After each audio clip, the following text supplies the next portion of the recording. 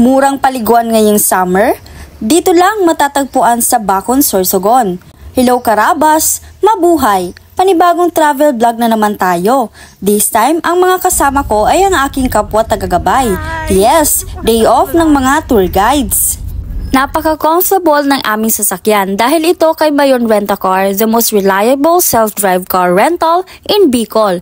Kaya pabook na rin kayo Karabas at mag-travel ngayong papalapit na ang summer.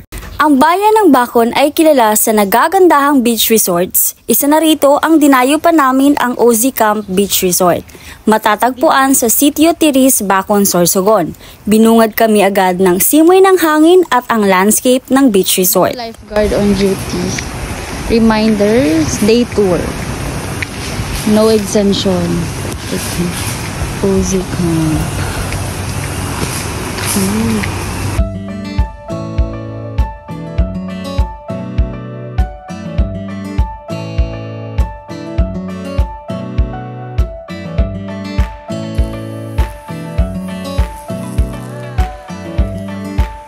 Ang kalad-karing boyfriend.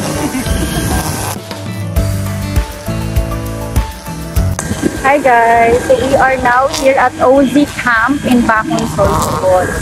So today is just about business trip and we'll be having a meeting and at the same time a leisure.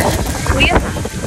I'll tour you later, but for now we will fix our drinks and at the same time we will have our lunch kasi gutom na kami. It's already past 11.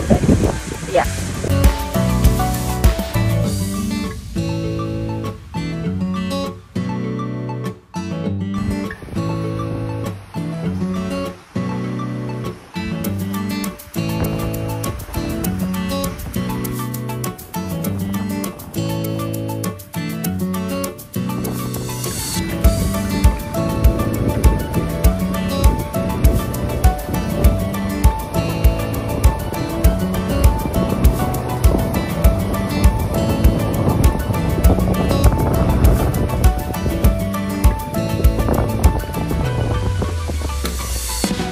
Guys, nagsa-sideline na po siya.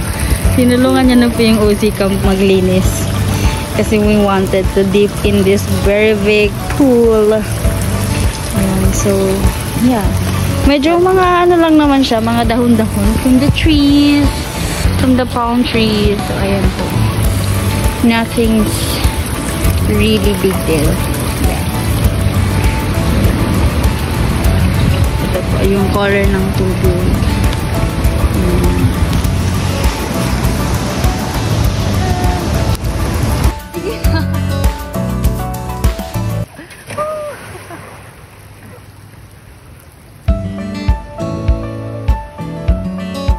Guys, ang ganda. Anong tawag dito sa flower na to? It's so pretty. Oh my god, I wanna take this home. This is, ano nga natin yung name ng brand ay ng MT? 70 pesos pala ang entrance fees at ang cottages ay nagre-range ng 400 to 600 pesos. All access ka na sa lahat ng outdoor pools nila.